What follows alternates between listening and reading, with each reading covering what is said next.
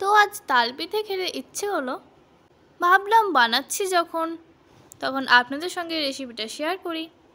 আমি জানি আপনারা আরও ভালো বানাতে পারেন, তবু আপনারা তো জানেন আমার রেসিপি মানে ইজি রেসিপি। তো যাই হোক, আর কথা না বাড়িয়ে রেসিপিটা দেখতে চলে যাই তোরসার কিচেনে। তো চলে এসেছি তোরসার কিচেনে।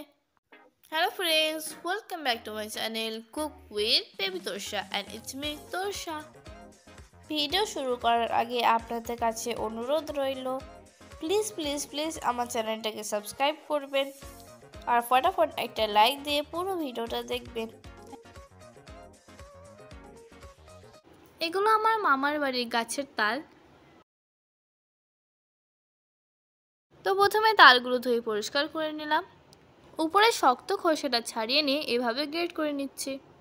এভাবেও খুব সুন্দর তালের পিউরি বের করা যায়।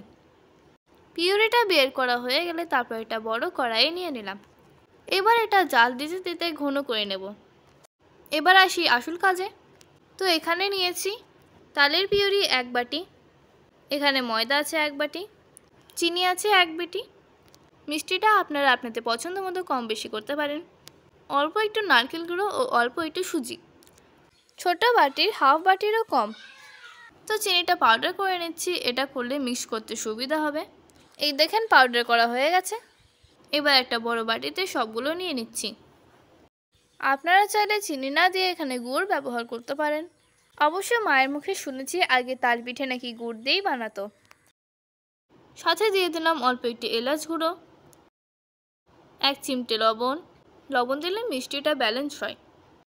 এবার শুকনো উপকরণগুলো একবার মিক্স করে নিচ্ছি।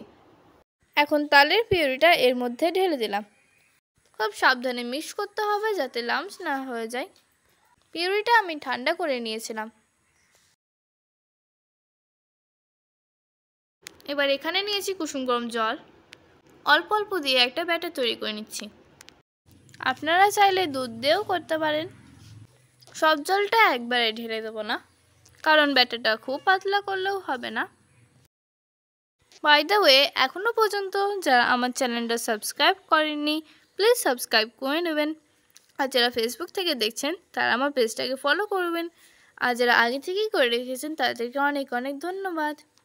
আমি সবসময় চেষ্টা করি সহজ সরল রেসিপিগুলো আপনাদের সঙ্গে শেয়ার করতে, যাতে আপনাদের সময় ও পরিশ্রম দুটোই কম লাগে। এই দেখেন ঠিক এরকম হবে, খুব ঘনও না খুব পাতলাও না।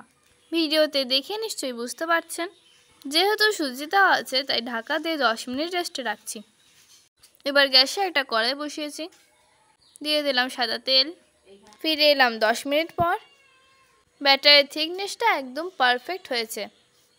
আপনারা কি জানেন এটাতে যদি একটু বেকিং পাউডার দেওয়া যায় তাহলে কেক তৈরি করা যাবে। তেল গরম হয়ে গেলে অল্প একটু ব্যাটার চামচে করে নিয়ে ঢেলে দিলাম। দেখতেই পাচ্ছেন সঙ্গে সঙ্গে ফুলে উঠেছে। গ্যাসের ফ্লেমটা থাকবে মিডিয়াম। এপিট ওপিট ভালো করে ভেজে নিলাম। আমি বেশিরভাগ সময় আপনাদের সঙ্গে হেলদি রেসিপি শেয়ার করি, বাট আজকের রেসিপিটা কিন্তু হেলদি না। তবে তেল ছাড়াও তালের পিঠে বানানো যায়। খুব শীঘ্রই আমি সেই রেসিপিটা আপনাদের সঙ্গে শেয়ার করব। দেখেন ভাজা হয়ে গেছে, সুন্দর একটা কালার এসছে। এবার তুলে নিচ্ছি। আমার ব্যাকগ্রাউন্ড মিউজিকটা আপনারা কি শুনতে পাচ্ছেন? তালের পিঠে সেন্টে মানুষ আসে জানতাম, এ তো দেখছি বিড়ালও চলে আসছে। যাই হোক, বাকিগুলো একইভাবে ভেজে নিলাম। তাহলে দেখলেন তো কত সহজ রেসিপি। তাল শেষ হয়ে যাওয়ার আগে আপনারা ফটাফট বানিয়ে নিন। আর যদি আগেই বানিয়েছেন তাহলে কমেন্টে আমাকে জানাবেন। প্রত্যেকটা পিঠে দারুণ ফুলছে, আর তাছাড়া পিঠেগুলো খুব নরমও হয়েছে। আজকের পিঠেগুলো আমাদের একটা গেস্টের জন্য বানাচ্ছি। আপনারা কোনো আইডিয়া করতে পারছেন গেস্টে কে হতে পারে? তবে আপনারা চাইলে আপনাদের জন্যও বানিয়ে দিতে পারি। তাহলে বলুন কবে আসছেন? তো আপনাদের সঙ্গে কথা বলতে বলতে আমার সবগুলো পিঠে রেডি হয়ে গেল। এটা বানাতে সময় খুব বেশি লাগে না। রেসিপিটা ভালো লাগলে লাইক শেয়ার অবশ্যই করবেন। আপনার একটা শেয়ার নতুন রাঁধুনিদের অনেক কাজে লাগবে। আজ তাহলে এই পর্যন্তই। দেখা হবে পরের ভিডিওতে নতুন কোনো রেসিপি নিয়ে। টিল দেন টাটা, ভালো থাকবেন।